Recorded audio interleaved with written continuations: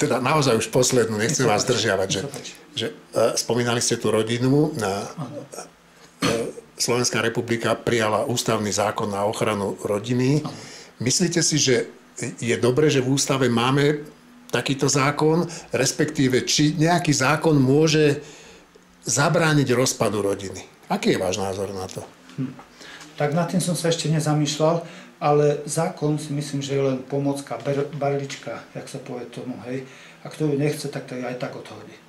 Hej, ale je to určitá barlička, hej, keď je tam, hej, a ústavná, je tu celkom hore a všetky zákony sa musia vmestiť tu, hej, keď sú špekulanti, ktorí vedia obísť furt, hej, hore, ale myslím si, že to je veľmi správne. Je to veľmi správne, že ten zákon sa odsúhlasil, je to pomocná barlička pre tých, ktorí chcú. Tí, ktorí nechcú, tí budú, hej, tí budú aj tak. Sa ma opýtali, boli tu z ministerstva nedávno, hovorí, vy ste vrahov a lesby a gejov dali do jednej skupiny? A som sa usmial, to ja som ich nedal. Ale keď to takto hovoríte, niekedy by som povedal, že sú ešte horší, nech tí vrahovia. Pre pána Jana. Čo? No tak prosím pekne, keď pozrite, primárny a sekundárny.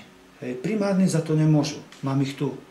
Pýtam sa aj, máte vy vo svojej obývačke lesbu? Alebo máte vy geja? Ja áno. Moja obývačka je moja fara.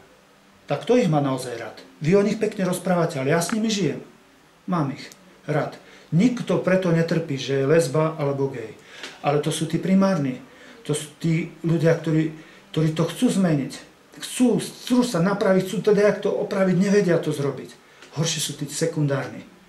On nevie, čo od rozkoše. On si vyskúšal všetky ženy, a teraz si chce vyskúšať mužov. Ale nie tak, že vy budete sa sami posmievať.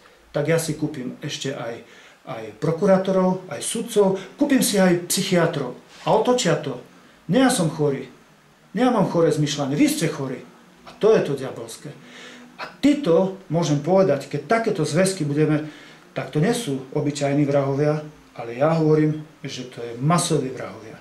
To je genocída nášho národa. Hej. Tí obyčajní, tí, čo sú homosexuáli, oni vyhynú sami, netreba nič. Hej. Keď ako nič netreba robiť, hej. Oni vyhynú sami. Hej. Keď tá anomália sa v prírode vyskytne, hej, tak dobre, ako to vyhynú sami. A poznám, sú to koľkokrát veľmi skromní a dobrí ľudia. Horší tí sekundárni, že nevie, čo od rozkoše robiť a on si neprispôsobí, on si zákon prispôsobí tomu. A ešte aj náboženstvo by chcel prekrútiť. A majú nervy na cirkev preto, lebo cirkev sa nechce prekrútiť. Zákon si prekrútili, doktorov si kúpili a cirkev si nevedia kúpiť. No tak ju aspoň pošpiníme, keď nemôžeme zabiť. No toto je problém. A títo, ja hovorím, toto je ťažké ohrozenie nášho národa.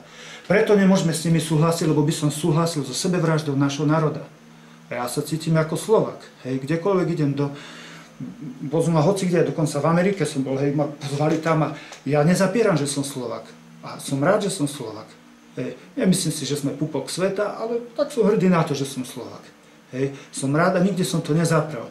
Hej, ale keby som ja dal súhlas na to, že tí sekundárni, hej, tí homosexuáli, ako pustíme im ten voľný priebeh, hej, no tak prosím, tak to je vyvraždenie našho vlastného národa. Hej. A to znamená, že to je ešte horšie než obyčajný vrah. Hej. To je ešte horšie. Tak, kľudne to poviem, na plnú hubu. Tak. A úplne naozaj posledná. Áno, nech sa páči. Keď vás tu mám, vás nepustím. No. Pápež naznačil, že by sa niekedy v budúcnosti mohlo uvažovať o zrušení celibátu. A vy ste mi kedysi dávno povedali, že strašne vám chýba manželka a dcéra. A teraz si čisto hypoteticky predstavme, vy ste ešte muž v plnej sile, teda kňaz v plnej sile, keby k tomu zrušeniu celibátu došlo. Chceli by ste sa oženiť? Myslím si, už som veľakrát, to mám premyslené toto, čiže nemusím veľa rozmýšľať. Aj keby Svätý Otec zrušil celibát, čo môže byť, lebo cirkevný zákon sa môže zrušiť. Boží nemôže. Tam platí aj na Marse. Nezabiješ aj na Marse.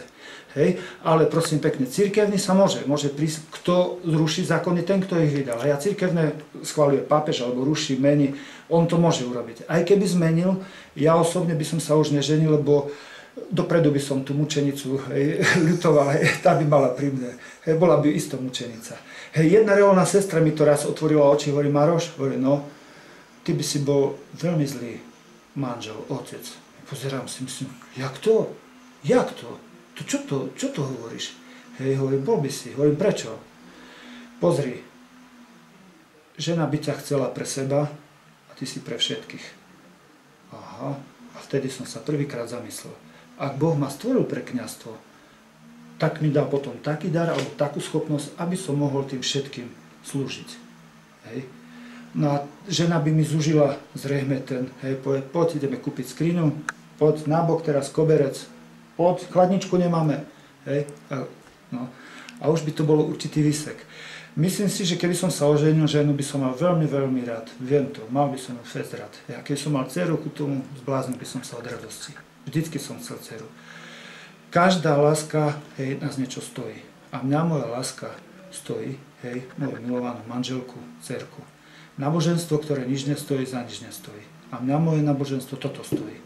Hej. Ja som nešiel z nenávisti k ženám za farára, ale z lásky k Bohu. A to je podstatný rozdiel. To je podstatný rozdiel. Ja hovorím vždycky, že nenávidel som matku a som sa oženil.